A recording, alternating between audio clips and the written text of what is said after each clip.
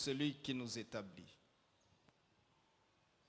Dépendre avec notre cœur de celui qui nous établit.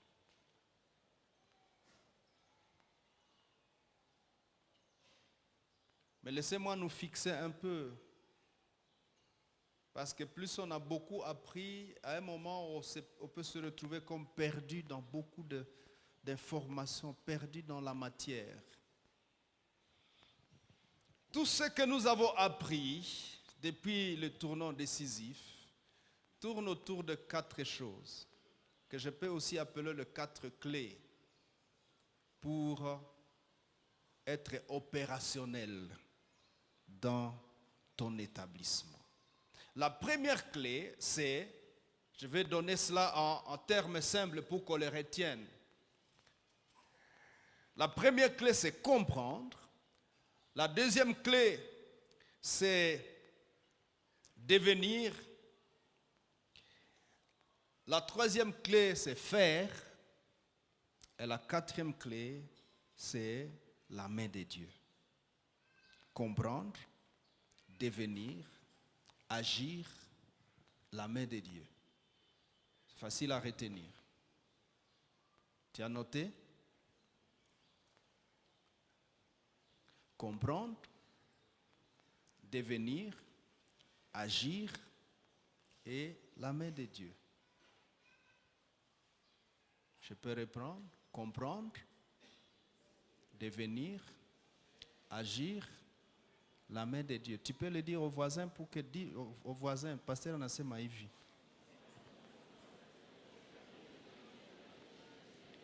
Quand tu comprends ces 4 choses, tu as tout le message de tous ces tournants décisifs et suivants. Comprendre, devenir, agir et la main de Dieu. Tout ce que nous avons appris tourne autour de ça. Et tout ce qu'on va apprendre dans la suite tourne autour de ça. Alléluia. Alors, conserver la confiance après la confiance était le premier élément de ligne de conduite. Le deuxième élément de ligne de conduite, c'est dépendre des cœurs à ta source. Aujourd'hui, nous vivons un monde où les gens courent derrière l'indépendance. Le peuple d'aujourd'hui court derrière l'indépendance. Personne ne veut dépendre de personne, malheureusement, même de Dieu.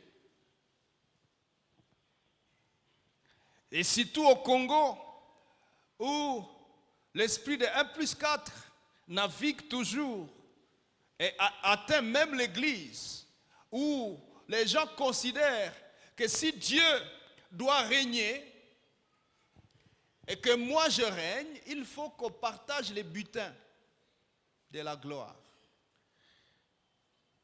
Il y a une lutte entre l'homme, le cœur de l'homme et Dieu quand il s'agit de la gloire, de la jouissance, de l'honneur, du prestige.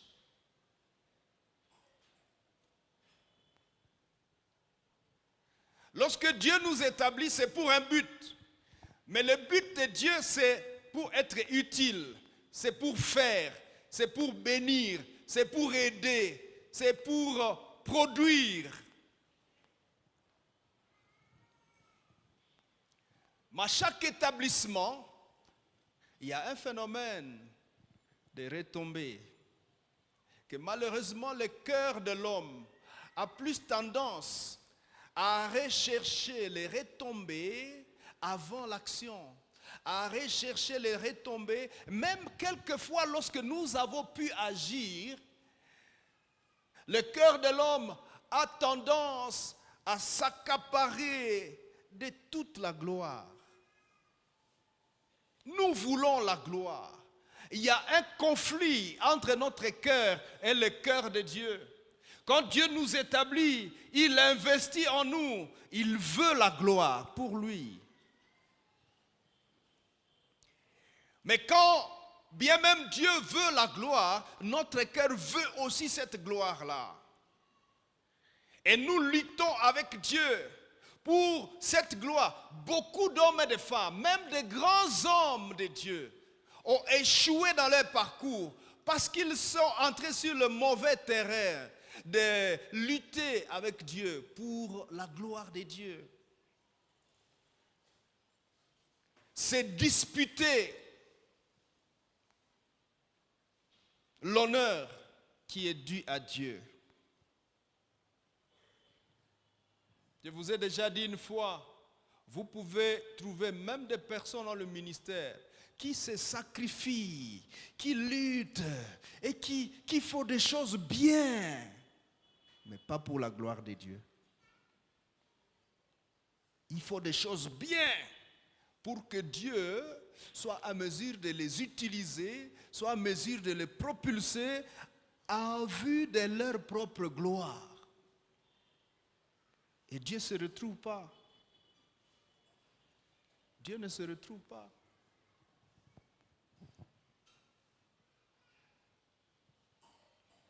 Comprendre, devenir, agir est la gloire de Dieu, la main de Dieu. Combien de fois nous avons crié, Dieu, montre-moi ta main. Nous voulons la main de Dieu. La plupart des fois, nous luttons même des jours de prière et de jeûne. Nous voulons quoi? La main de Dieu. Tu veux la main de Dieu. Mais tu sautes 3 choses. Comprendre, devenir, agir. Nous pouvons entrer ensemble à prière. Les uns prient pour qu'ils comprennent. Mais les autres prient tout de suite pour la main de Dieu. Mercenariat. Pourquoi dois-je comprendre? Les hommes disent, d'ailleurs c'est Jésus qui avait dit, qu'un homme ne peut construire une maison s'il ne se met pas d'accord pour évaluer d'abord. Il faut comprendre qu'est-ce que je veux faire. Qu'est-ce que j'attends par comprendre? J'attends par comprendre qu'est-ce que Dieu veut de moi. Dieu, tu veux quoi avec moi? Dieu, tu veux m'amener dans quoi? Tu veux quoi avec moi? Dieu dit, je veux t'établir. Ok, est-ce que je comprends? Tu veux m'établir ou tu m'as même déjà établi comme père des familles. Est-ce que je comprends ce que c'est que père des familles? Tu m'as établi comme député. Est-ce que je comprends ce que c'est?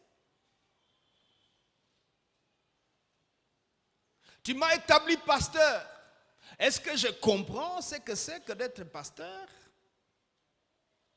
Je suis évangéliste. Est-ce que je comprends ce que c'est? Beaucoup d'hommes et de femmes échouent dans ce qu'ils entreprennent parce qu'ils n'ont pas eu d'avance le temps de comprendre. De comprendre. Jésus a encore dit, 2 personnes ne peuvent aller ensemble s'ils se mettent d'accord. Qu'est-ce que c'est que de se mettre d'accord? Ça signifie comprendre. Nous voulons aller où?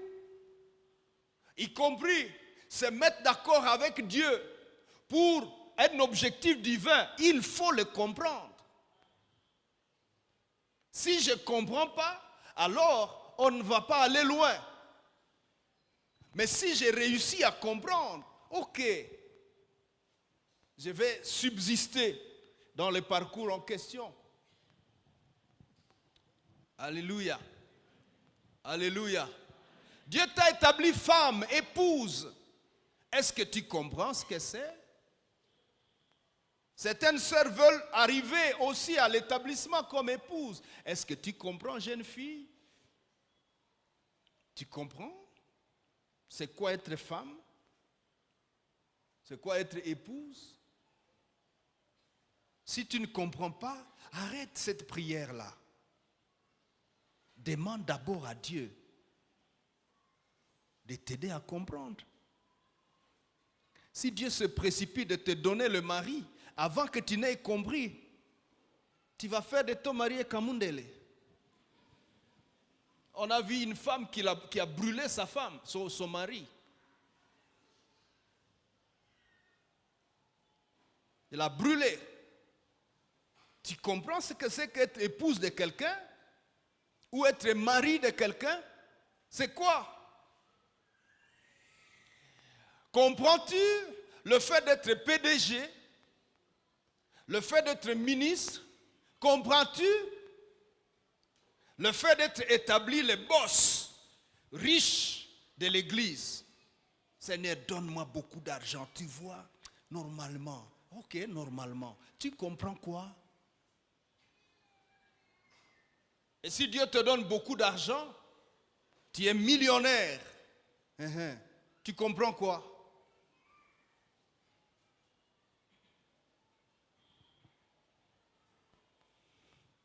Si nous ne comprenons pas c'est à quoi Dieu nous amène, la chose dans laquelle Dieu veut que nous entrions, c'est-à-dire les buts divins, nous ne saurons pas.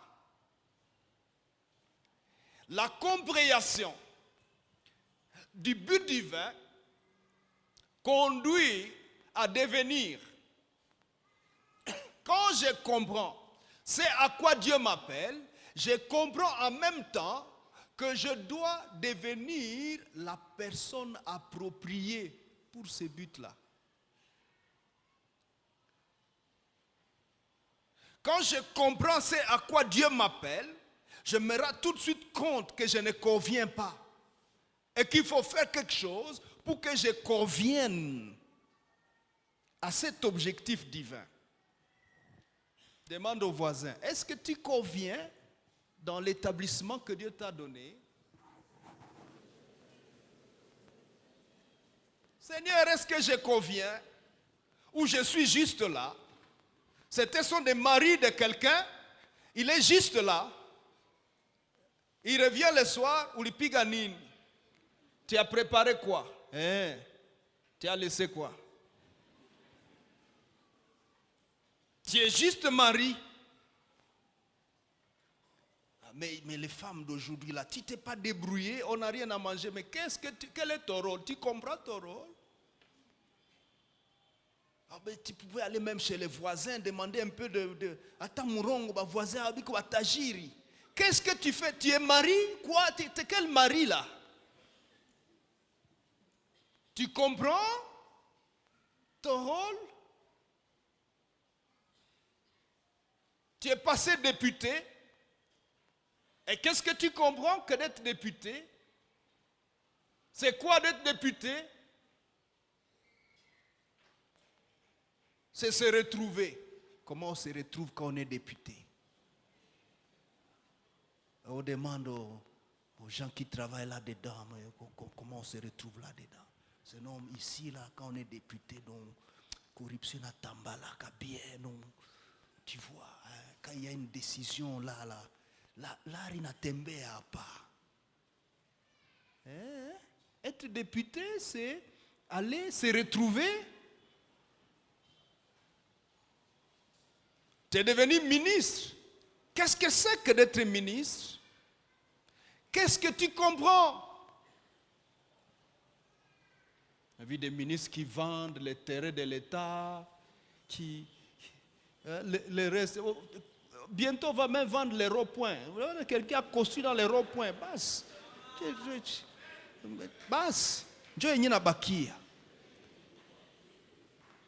Qu'est-ce que c'est que ton rôle?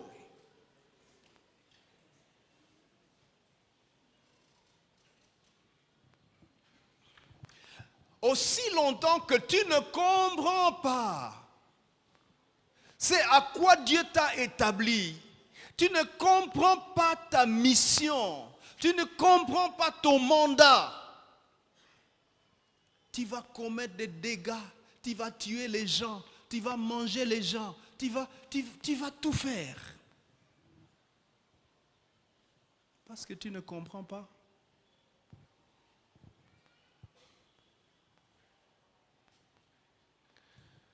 après la résurrection, Jésus revient voir les disciples. La Bible dit dans Luc chapitre 24, je crois verset 45, il dit, il leur ouvrit l'esprit afin qu'ils comprennent les Écritures. Vous êtes déjà des apôtres. Je vous ai enseigné pendant 3 ans et demi. Mais vous devez comprendre. À un moment, Pierre, à qui Jésus a dit, et si cette pierre, je bâtirai mon église. Jésus est parti, Pierre dit à lui-même, je vais pécher. Mon pêche. Et les amis disent, moi aussi je vais. L'autre, moi aussi. Ah. Et puis Jésus les précède là où ils sont allés pécher. Ils n'ont rien trouvé. Et ils aperçoivent un monsieur assis au bord du lac. Et leur entrée se rend compte que c'est le maître. Il les rappelle et dit, hey, avez-vous à manger?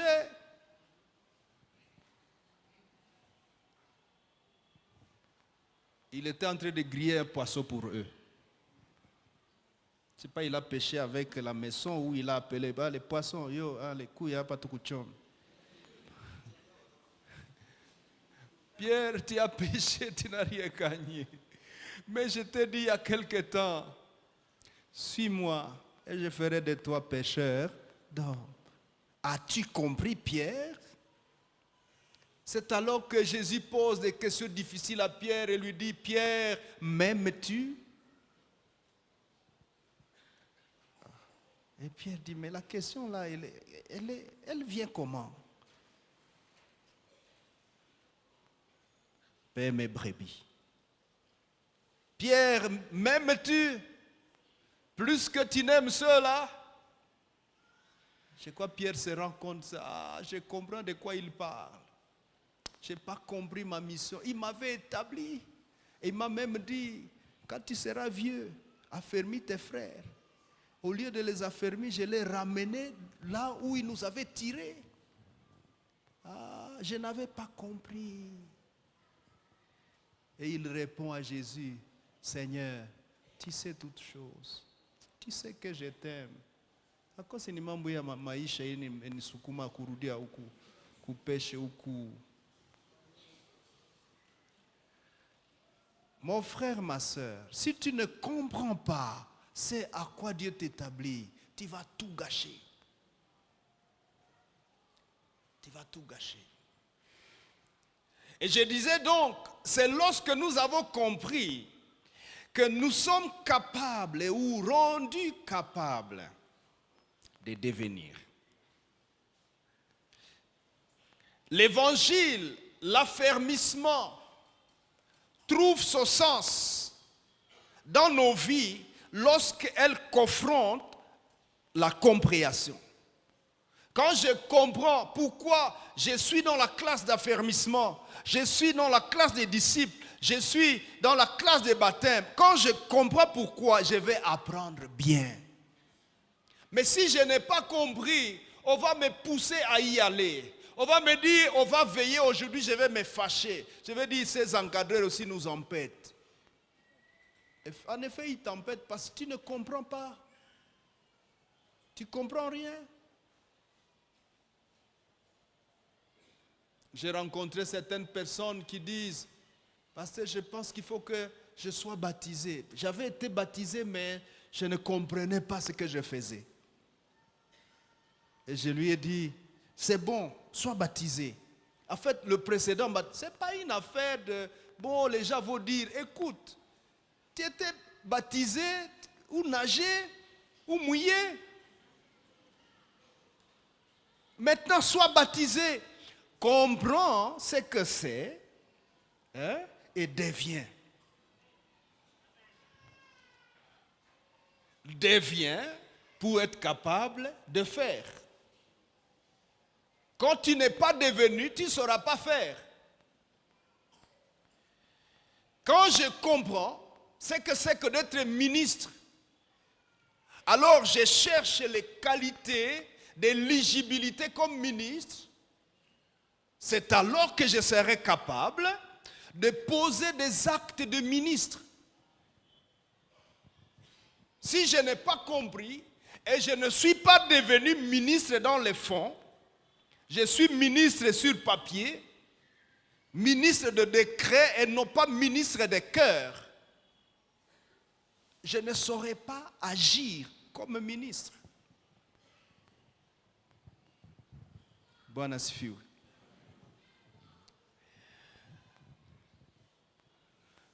Je disais donc la compréhension conduit au devenir. Et le devenir conduit à des actions authentiques. Bwana asifiwe. Alléluia. Alléluia. Comprendre, c'est à quoi Dieu veut m'amener. Devenir la personne appropriée pour mon établissement. Agir pour accomplir les buts divins et vivre la main de Dieu. Voilà en résumé tout ce que nous avons déjà appris. Et dans la ligne de conduite ou les éléments de ligne de conduite, prenons quelques textes. Daniel chapitre 10 et chapitre 9. Nous allons lire le chapitre 10, verset 5 et verset 12. Regardez avec moi. Je levai les yeux, je regardais, et voici, il y avait un homme vêtu de lin, ayant sur les reins une ceinture d'or d'Uphaz. Son corps était comme les chrysolites, son visage brillait comme l'éclair, ses yeux étaient comme des flammes de feu, ses bras et ses pieds ressemblaient à des lérins polis, et le son de sa voix était comme le bruit d'une multitude.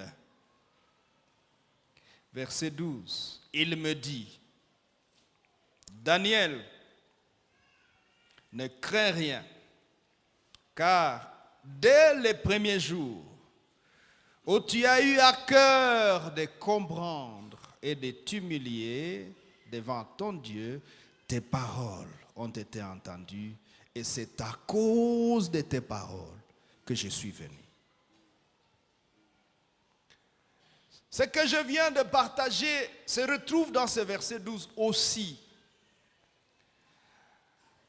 L'ange dit, dès le premier jour où tu as eu à cœur, retenez, soulignez, avoir à cœur. Tu as eu à cœur de comprendre. Qu'est-ce que c'est que d'avoir à cœur? Avoir à cœur se comprend aussi comme décider. Dès le premier jour, tu as eu à cœur. Dès le premier jour où tu as décidé de comprendre. Tu t'es décidé de comprendre. Et de t'humilier. Dès le premier jour où tu as décidé de comprendre. Et de t'humilier devant ton Dieu. Tu as décidé de comprendre. Beaucoup d'entre nous dans cette salle ont terminé le tournant décisif, mais n'ont pas décidé de comprendre. Ils sont juste là en train de couler dans le programme. Et les anges au ciel s'étonnent de toi. Tu dois décider de comprendre. Tu dois vouloir comprendre. Tu dois accepter de comprendre. Tu dois exposer ton cœur à comprendre. Tu dois te disposer à comprendre. Ça part d'une décision. Ça part d'une décision. Il faut accepter de comprendre. Il faut vouloir comprendre. Mais regardez le mystère. Dès le premier jour où tu as décidé de comprendre, un ange a été envoyé. Ah bon? Donc Dieu, tu n'attendais que ça? Il dit oui. J'attends les gens qui décident de comprendre. Je suis fatigué. d'aller visiter des gens sur la terre qui ne sont pas prêts à comprendre. Ça me fait beaucoup de gaspillage. Les anges descendent là-bas et rencontrent des personnes qui ne sont pas prêts à comprendre.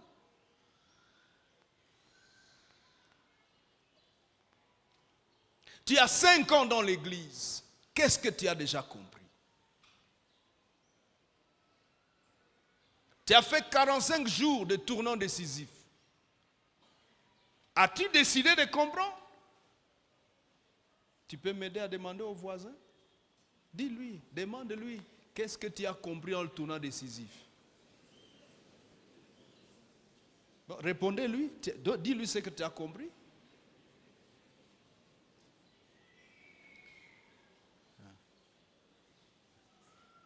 Donc même la réponse que je venais de vous prêter tout à l'heure là, vous veniez de l'oublier parce que vous n'avez pas décidé de comprendre.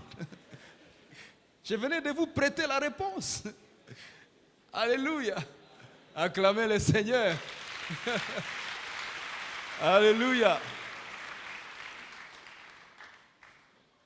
Mais c'est vrai.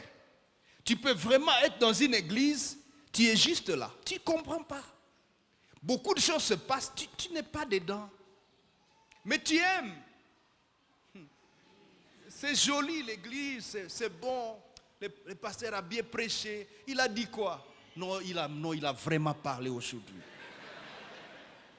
Quelquefois, quand il prêche, tu as même été de ceux qui ont dit prêche, pasteur. Tu as même fait le Amen. Amen de quoi? Tu as dit Amen à quoi? Non, j'ai dit Amen. Tu n'as seulement qu'Amen. Mais j'ai entendu les gens dire Amen. Moi aussi j'ai dit Amen. Tu as compris quoi? Bwana sifiwe. Bwana sifiwe. Le temps a sonné, frère, sœur, que tu décides de comprendre. Daniel eut à cœur de comprendre. Et l'ange descend. L'ange est descendu. Tu as eu à cœur de descendre, à cœur de comprendre et de t'humilier devant ton Dieu. Tes paroles ont été entendues. Tu fais des prières, beaucoup de prières, mais des prières que tu ne comprends même pas toi-même. N'est-ce pas, quand tu demandes à Dieu de te donner du travail, est-ce que tu comprends ce que tu demandes? Quand tu auras du travail, tu auras un salaire. Tu vas faire quoi avec?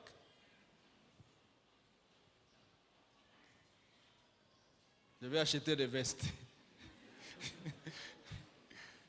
Je vais me marier. Et tu demandes le travail à qui? À Dieu. Et après? Et qu'est-ce que Dieu va avoir avec ton travail? Beaucoup d'entre nous travaillent depuis des années, n'est-ce pas? Quel intérêt Dieu a vraiment dans ton travail? As-tu déjà évalué? Depuis que tu travailles, Dieu a déjà gagné quoi de ton travail? Et toi, tu as déjà gagné quoi de ton travail? Là, tu as beaucoup de réponses. Alléluia. Seigneur, donne-moi un ministère puissant. Hein? Tu vas faire quoi avec?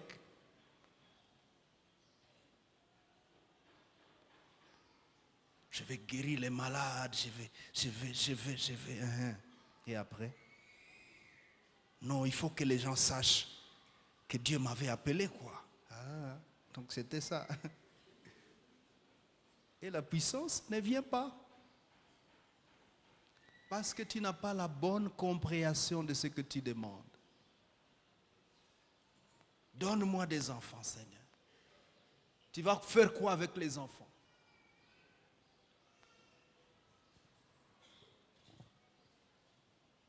Tu vas faire quoi avec?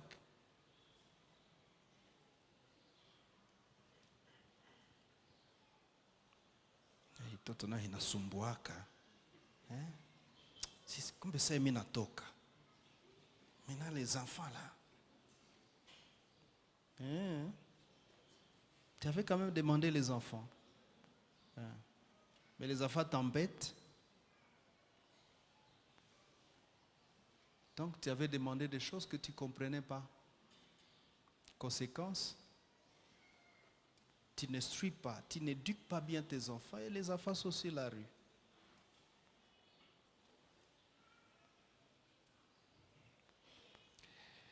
Dès les premiers jours où tu as eu à cœur de comprendre et de t'humilier devant ton Dieu, tes paroles ont été entendues. Tes paroles ont été entendues. Et c'est à cause de tes paroles que je suis venu. À cause de tes paroles. Maintenant, regardez avec moi au chapitre 9. Quelles paroles, Daniel?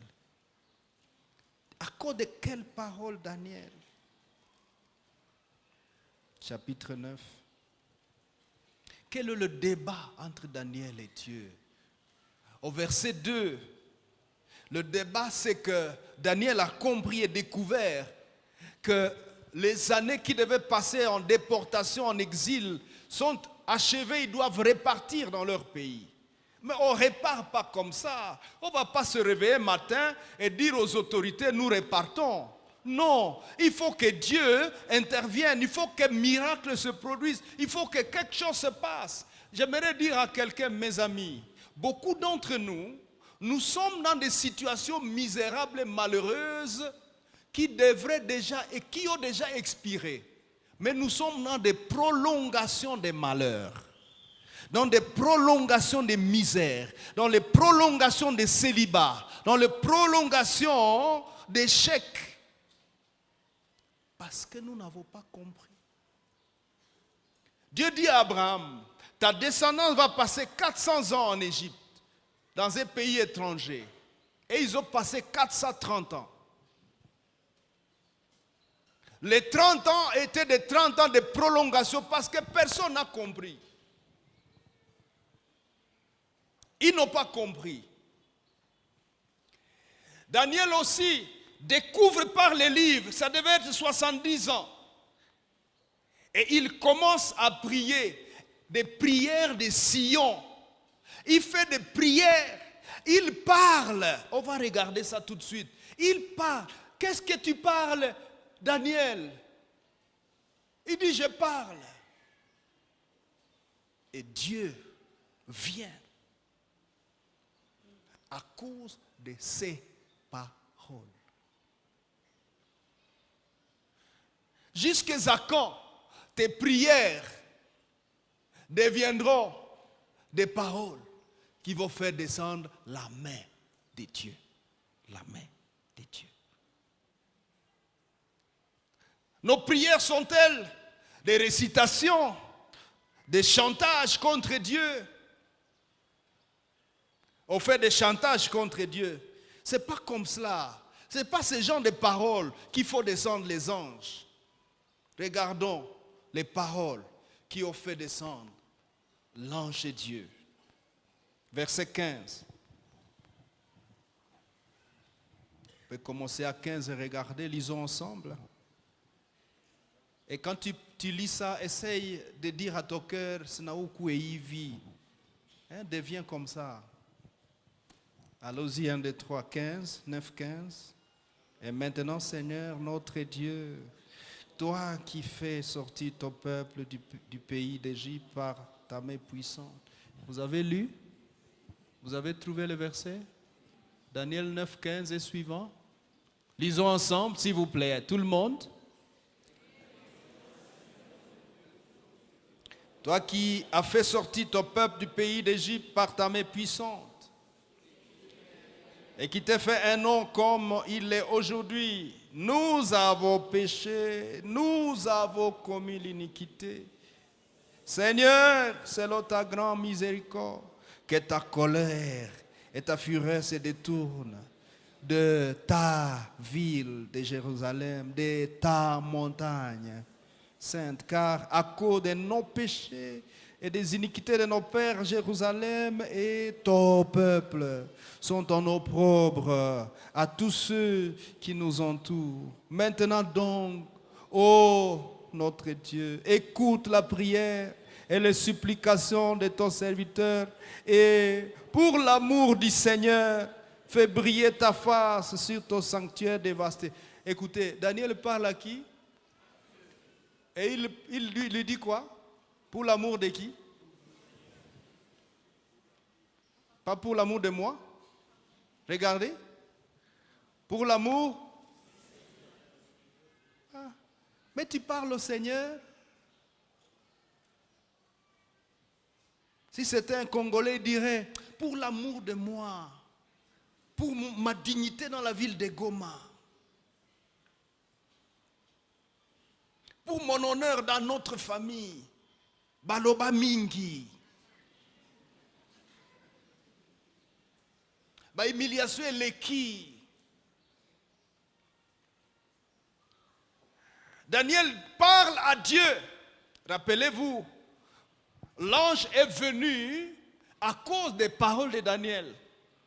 Quel genre de paroles? Quelle nature de paroles? Regardez ça. Pour l'amour du Seigneur, c'est-à-dire, oh Dieu, pour l'amour que tu as pour Dieu. Dieu, tu aimes Dieu. Pour cet amour que tu as pour Dieu, Dieu exauce. Juna jipenda. Pour l'amour que tu as pour toi-même, Seigneur.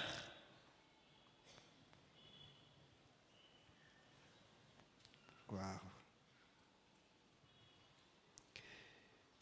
Fais briller ta face sur ton sanctuaire dévasté.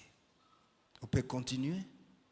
Mon Dieu, prête l'oreille et écoute. Ouvre les yeux et regarde nos ruines. Regarde la ville sur laquelle ton nom est invoqué. Car ce n'est pas à cause de notre justice que nous te présentons nos supplications. C'est à cause de tes grandes compassions. Prière de Sion. Seigneur, écoute. Seigneur, pardonne. Seigneur, sois attentif. Agis et ne tarde pas par amour pour moi. Vous avez vu? Par amour pour qui? Pour toi-même, Seigneur. Oh mon Dieu, car ton nom est invoqué sur ta ville et sur ton peuple. Verset 20, j'ai parlé encore. Ah, tu parlais encore? Daniel, tu parles? J'ai parlé encore. J'ai prié, j'ai confessé mon péché et le péché de mon peuple Israël. Et je présentais mes supplications à l'Éternel, mon Dieu, en faveur de la sainte montagne de Dieu. Verset 22, j'ai parlé encore.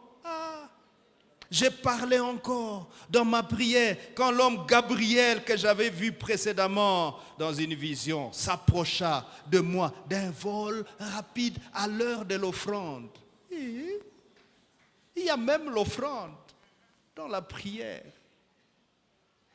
Gabriel apparaît en vol rapide. C'est l'heure de l'offrande, je descends. Il y a un homme qui parle là en bas. Je vous ai dit, frères et sœurs, quand nous donnons les offrandes, donnons-les avec révérence. Donnons à Dieu avec sérieux. Ce sont juste les paniers. Attends. Frères et sœurs, tu donnes à qui? Ce sont de mépriser Dieu. On donne au Créateur.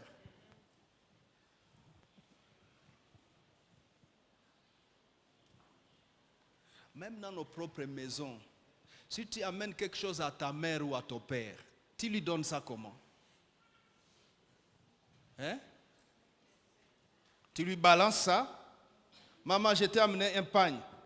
Et puis tu es parti.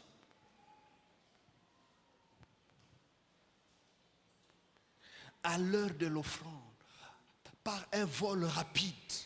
C'était pas si c'était un jet. Ce n'est pas par les petits porteurs. Gabriel vient à l'heure de l'offrande.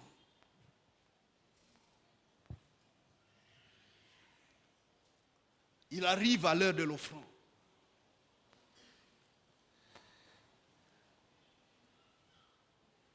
Donnons de manière consistante à Dieu.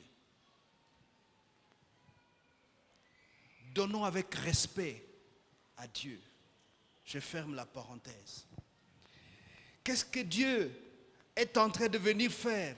Par un vol rapide au moment de l'offrande, verset 22, et il m'instruisit et s'entretint avec moi. Et il me dit, Daniel, je suis venu maintenant pour ouvrir ton intelligence. Ah bon? Le premier exaucement dont tu as besoin, c'est que Dieu ouvre ton intelligence sur les questions de ta vie.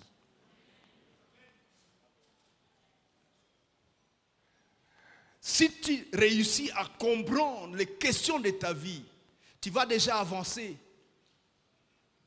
Tu vas avancer. La première réponse que le trône de Dieu libère, le premier exaucement que le trône de Dieu libère, c'est ouvrir l'intelligence de cet homme-là.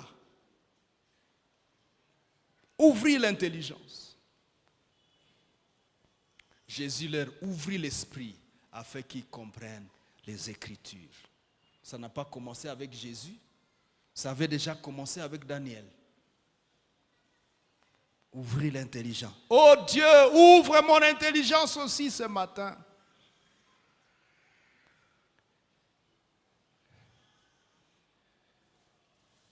Et il lui dit, Gabriel dit à Daniel, verset 23, lorsque tu as commencé à prier, n'est-ce pas? La parole est sortie. Et je viens pour te l'annoncer, car tu es un bien-aimé. Waouh. Seigneur, nifanye nami nikuwe bien-aimé wako. Fais de moi ton bien-aimé, Seigneur. Mais qu'est-ce qui fait de toi un bien-aimé? Tu être bien-aimé. Nous avons dit comprendre et puis devenir.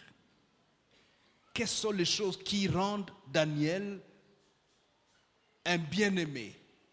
C'est tout ce que nous sommes en train de lire, son attitude, son comportement, sa dépendance. Daniel prie Dieu comme si tout dépend de Dieu. Mais quand il va agir, il agit comme si tout dépend de lui-même. Il est devenu un bien-aimé. Quelqu'un doit devenir un bien-aimé ce matin. Quelqu'un doit travailler sur lui-même. Ta manière d'interagir avec Dieu. Nous parlons de l'interaction entre l'homme établi et sa source. Qu'est-ce que tu es? Comment tu es? Oh Dieu, aide-moi à devenir ton bien-aimé. Tu es un bien-aimé. Sois attentif. Ça, il fait recours encore à la compréhension. Sois attentif. Et comprends la vision. Alléluia. Maintenant au chapitre 10, verset 12 où nous avons lu. Dès le premier jour que tu as eu à cœur de comprendre et de t'humilier devant ton Dieu, tes paroles ont été entendues. Tes paroles ont été entendues. Lorsque tu as commencé à prier, la parole est sortie. Vous avez vu ça? Tes paroles ont été entendues. Et c'est à cause de tes paroles que je viens. Quelle est la qualité de nos paroles devant la face de Dieu? Pourquoi nos paroles ne font pas venir Dieu? Parce que nous ne devenons pas. Nous ratons la deuxième clé, celle de devenir des bien-aimés de l'Éternel. Des bien-aimés. Alléluia. Alléluia.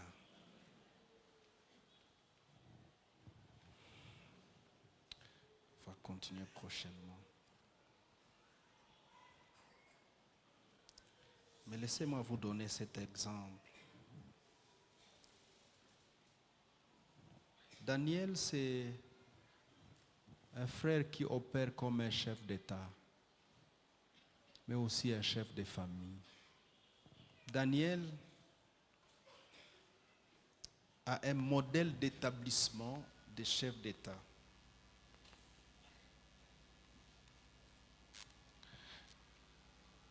son esprit, l'esprit de Daniel, regarde le sort du peuple. Les paniers vont commencer à passer. L'esprit de Daniel regarde le sort du peuple.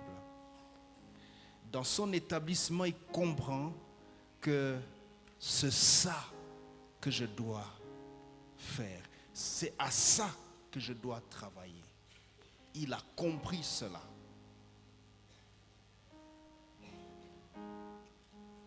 Dans nos établissements, apprenons à regarder au-delà de nos simples intérêts, de notre simple jouissance. Apprenons à regarder au-delà de notre prestige, au-delà de notre renommée. Apprenons à regarder comme un chef d'État, un cœur qui est préoccupé par les autres. Préoccupé par les autres.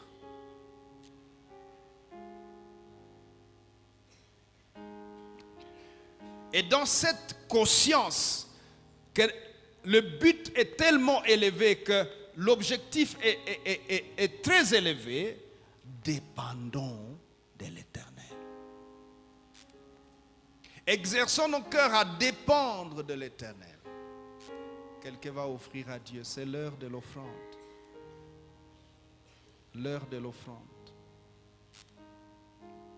Peut-être Gabriel va descendre maintenant. Donne ton offrande avec respect à Dieu.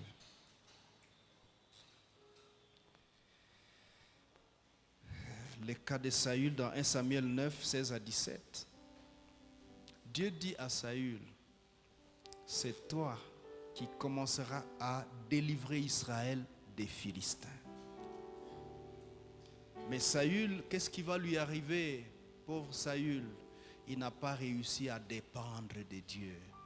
Il a rapidement développé la conscience de sa gloire, la conscience de sa position.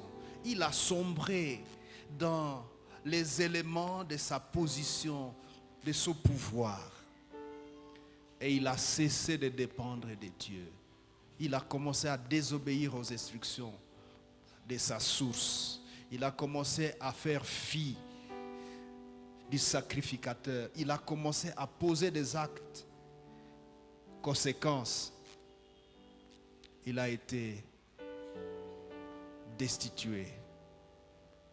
Mais il a fini entre les mains des Philistins. Tu devais délivrer Israël des Philistins, mais Samuel, au chapitre 31, se jette sur son épée. Parce que ses 3 fils viennent de mourir dans la guerre. Il tombe entre les mains des Philistins. Je pourrais mieux dire, les Philistins se sont délivrés du délivreur.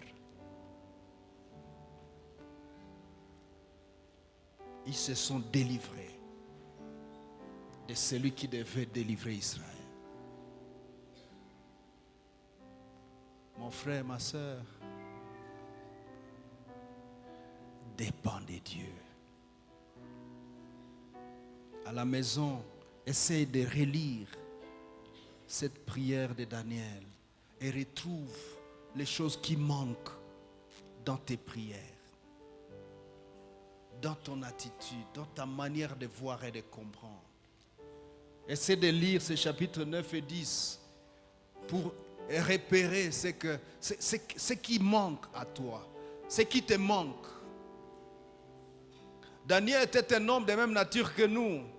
Il est écrit, Élie était un homme de même nature que nous. Il pria et la pluie cessa. Il pria encore et la pluie revint. Un homme de même nature que nous. Daniel aussi, homme de même nature que nous. Nous pouvons vivre les choses que Dieu a fait avec ceux qui nous ont précédés. Et à partir de ce matin, c'est la raison pour laquelle Dieu a envoyé cette parole. Dépends de Dieu dans ton établissement. Lèvons-nous devant le Seigneur.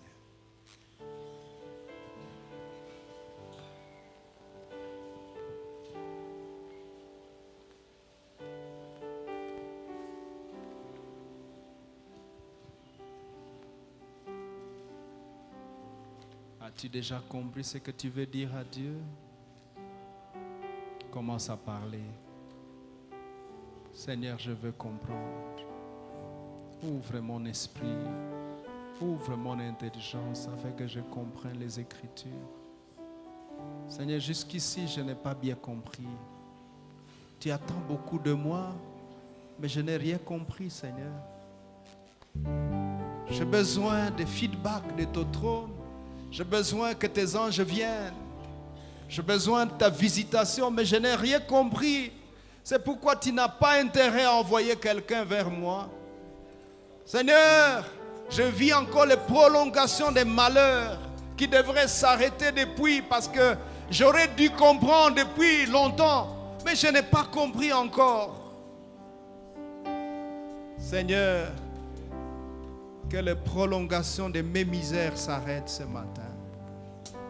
Oh Dieu, quelqu'un parle au Seigneur. Parle ce que tu as compris pour toi-même. Dieu a longtemps patienté avec toi.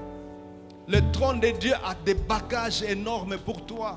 Il y a beaucoup de choses qu'il t'envoie, qui te sont destinées. Mais Dieu n'a pas que faire avec toi. Il se rend compte que ça ne sert à rien. Même s'il envoie les anges, tu ne vas même pas comprendre qu'il est en train de te visiter. Aide-moi, Seigneur.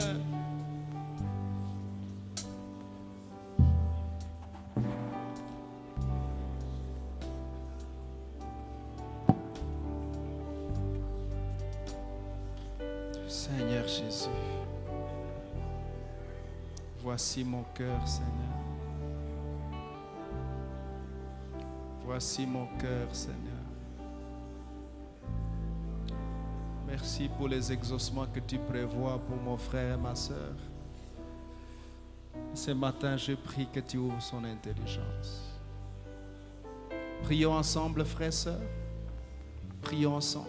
Dites, Seigneur mon Dieu, j'ai compris ta parole, mais je veux que tu ouvres mon intelligence. Ouvre mon esprit afin que je comprenne ma destinée, que je comprenne ton but divin sur ma vie, sur mon église, sur ma famille, ton but divin sur ma nation. Seigneur, je veux être opérationnel. Aide-moi, Seigneur. Donne-moi les arts de Daniel, afin que mes paroles aient sens devant ton trône. Oh mon Dieu, à partir de ce matin, j'expose mon esprit à ta visitation. J'expose mon cœur au devenir. Aide-moi dans le nom de Jésus. Amen.